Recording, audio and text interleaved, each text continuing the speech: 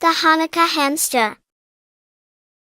Herschel the hamster had a very big dream, which was quite impressive, considering he was only 3 inches tall.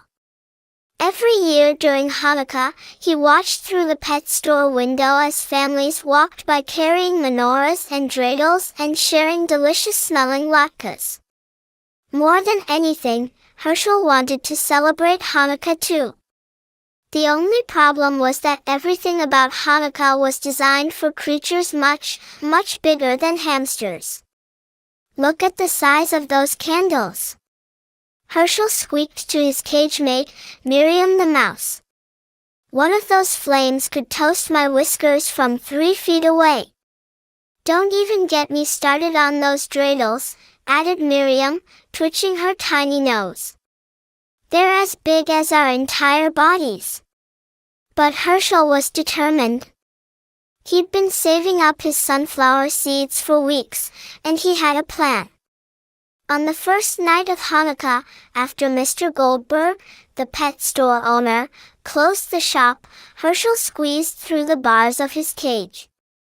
Being a hamster had its advantages. He could fit through spaces that seemed impossibly small. His mission, to find a way to celebrate Hanukkah at hamster size. Herschel scurried through the store, past the fish tanks, too wet, around the bird cages, too noisy, and finally discovered something perfect, a miniature house display. Tiny furniture, tiny dishes, and, could it be, a tiny menorah? It was actually a birthday cake decoration, but to Herschel, it was perfect. He carefully pushed it back toward his cage, which took approximately 47 minutes and left him completely exhausted. Hamsters, it turns out, are not built for heavy lifting. Herschel, gasped Miriam when she saw him huffing and puffing. What have you done?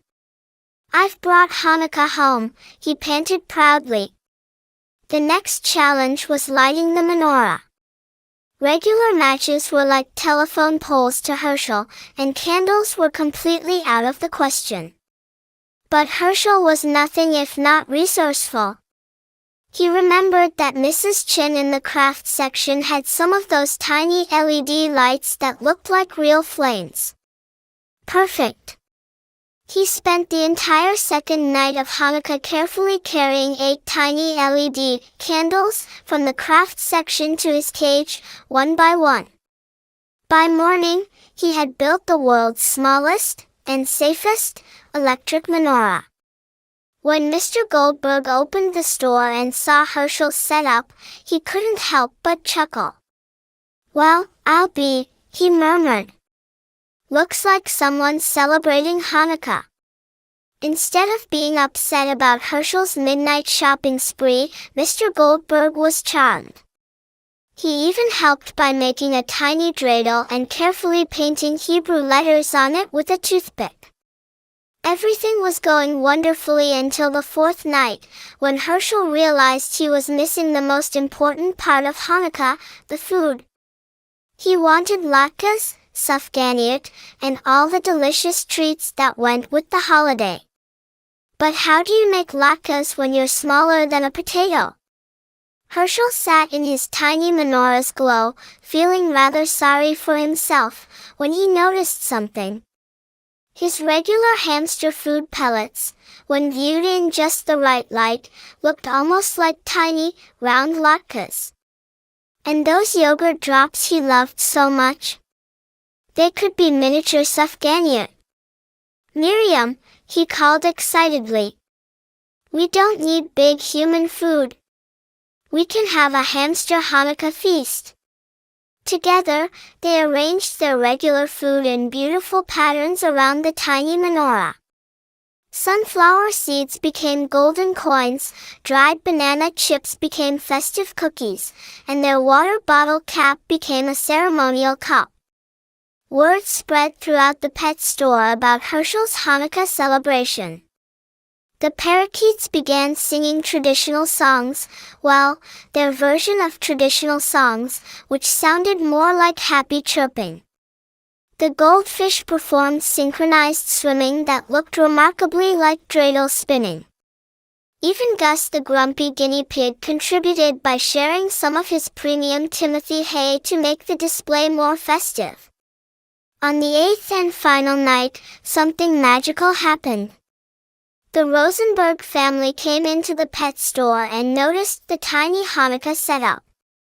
"Look, Mom," whispered 8-year-old Sarah. "That little hamster is celebrating Hanukkah just like us." Mrs. Rosenberg smiled. "You know, Sarah, we've been talking about getting a pet." "Really?" Sarah's eyes lit up brighter than any menorah. "But," continued Mrs. Rosenberg, "we need a pet that understands the importance of Jewish traditions." And that's how Herschel the hamster found himself in his very own room in the Rosenberg house, complete with a proper hamster-sized menorah. Mr. Goldberg had insisted they take it, his tiny dreidel, and a family who appreciated his dedication to celebrating Hanukkah. Every night, the Rosenbergs would light their big menorah, and Herschel would light his tiny one. Sarah would spin the family dreidel, and Herschel would spin his miniature one. And when the family said the blessings, Herschel would add his own tiny squeaks of joy. "You know," said Rabbi Goldman when he visited the Rosenbergs and heard Herschel's story, "the Talmud teaches us that it's not the size of the mitzvah that matters, but the size of the heart behind it." And Herschel here has shown us that the biggest celebrations can come in the smallest packages. Herschel's whiskers twitched with pride. He had learned that Hanukkah wasn't about having the biggest menorah or the most latkes. It was about bringing light into the world, no matter how small that light might be. And from his cozy cage in the Rosenberg living room, surrounded by the warm glow of both menorahs, big and small, Herschel the Hanukkah hamster knew he had found exactly where he belonged. The end.